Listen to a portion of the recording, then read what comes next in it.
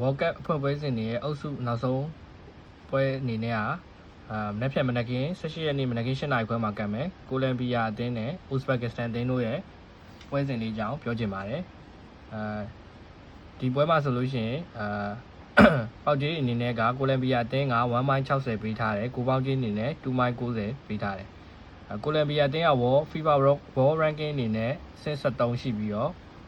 ဥဇဘက်ကစ္စတန်အသင်းကတော့အဆင့်50ဖြစ်တယ်အဲ့တော့ကိုလံဘီယာအသင်းကလည်းဒါတောင်အမေရိကအသင်းပြီးသူတို့ရဲ့ပထမဦးဆုံးအုပ်စုဖွင့်ပွဲစဉ်မှာအနိုင်ကစားလာမယ်ပေါက်ကြီးအနေထားရလည်းဒါတလုံးသွင်းရင်တော့60ရှုံးမယ်ဆိုတဲ့အနေထားဆိုတော့နှစ်ကိုပြတ်မှစားရမယ်အနေထားတော့ဖြစ်တယ်ကိုလံဘီယာအသင်းမှာဆိုနေတာနာမည်ကျော်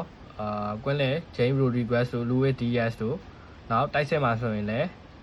လူဝေးဆွာရက်စ်ပေါ့နော်စပိုတင်ကလူဝေးဆွာရက်စ်တို့စတဲ့နာမည်ကျော်ကစားသမားတွေပါတယ်သူတို့အနေနဲ့လည်းအုပ်စုဖွင့်ပွဲစဉ်ကို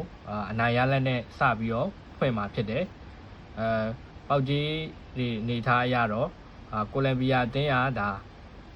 နှစ်ကူပြတ်မှစားရမယ်အနေထားတော့ဖြစ်တယ်ဒါပေမဲ့ကိုလံဘီယာအသင်းနှစ်ကူတော့အနည်းဆုံးနိုင်မယ်လို့တော့ထင်တယ်ဥဇဘက်ကစ္စတန်အသင်းကလည်းဒါသူတို့ရဲ့အဖွင့်ပွဲစဉ်မှာ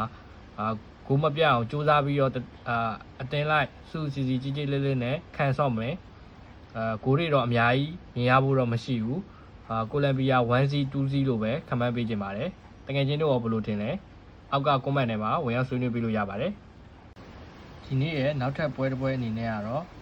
အာဖရိကရဲ့ဂါနာအသင်းနဲ့တောင်အမေရိကပနာမာအသင်းတို့ရဲ့ပွဲစဉ်ဖြစ်တယ်အဲ့တော့ဂါနာအသင်းကဆိုရင်FIFA World Ranking မှာ83ရှိတယ်ပနာမာအသင်းကတော့အဆင့်56ရှိတယ်အဲ့တော့အရင်ဆုံး current form အနေနဲ့ဂါနာအသင်းကတော့ဒါသူတို့နောက်ဆုံးကစားခဲ့တဲ့၄ပွဲမှာတပွဲတည်3ပွဲရှုံးထားတယ်နော်3ပွဲရှုံးတာခြေစမ်းပွဲတွေမှာအော်စတြီးယားတို့ဂျာမနီတို့မက္ကဆီကိုတို့စတဲ့အတင်းကြီးတွေကိုရှုံးထားတာဖြစ်တယ်ပေါ့နော် current form တော့အရင်မကောင်းဘူးခြေစမ်းပွဲတွေမှာပနာမာအသင်းကတော့နောက်ဆုံးသူတို့ရဲ့၄ပွဲမှာ2ပွဲနိုင်1ပွဲတည်1ပွဲရှုံးဆိုတော့ current form တော့မဆိုးဘူးဒီနှစ်သင်းရဲ့ပွဲမှာပေါက်ကြီးကတော့ဂါနာကနေပြီးတော့ level 50ပေးထားတယ်ကိုပေါင်းကြီးက2.30လူစင်းစုဖွဲ့အနေနဲ့ကြည့်မယ်ဆိုရင်တော့ဒါဂါနာအသင်းကတော့နည်းနည်းပို့ပြီးတော့တာတယ်နော်နာမည်ကျော်ကစားသမားတွေဆိုမက်ဆီတီယာဆင်မင်ညိုတို့ဂျော်ဒန်အယူတို့နောက်ဘီဘာအိုဝဝီလီယန်တို့စတဲ့ကစားသမားတွေဂါနာအသင်းဘက်မှာရှိတယ်ဒါကောင်းမွန်တဲ့တိုက်စစ်ကစားသမားတွေပေါ့နော်တွင်းကိုတွေရရှိနိုင်အောင်ကြိုးစားပေးမဲ့ကစားသမားတွေပနာမာအသင်းဘက်ကတော့အသင်းလိုက်သူတို့စူးစီးမှုနဲ့ပဲအဓိကရှင်းပြိုင်သွားမယ်ခိုင်စစ်ကိုတိချကစားမယ်ပေါ့နော်ပေါက်ကြီးအနေထားတွေရပေါ့နော် FIFA ranking ပနာမာအမြင့်ပေမဲ့ဂါနာကနေပြန်လှန်ပြီးတော့ level 50ပေးထားတယ်အဲ့တော့ဒီအုပ်စုအဖွင့်ပွဲမှာဆိုရင်လည်းဒါဂါနာအသင်းကလည်းနိုင်ပွဲရရှိဖို့ကြိုးစားလာမှာဖြစ်တယ်သူ့ရဲ့ group မှာဆိုရင်ဂါနာပနာမာရဲ့အင်္ဂလန်ရဲ့ခရိုအေးရှားရဲ့ဆိုပြီးတော့ဖြစ်နေတော့အင်္ဂလန်နဲ့ခရိုအေးရှားထိပ်တိုက်တွေ့နေတဲ့အချိန်မှာဂါနာအနေနဲ့ဒါအနိုင်3မှတ်အဖွင့်ပွဲမှာ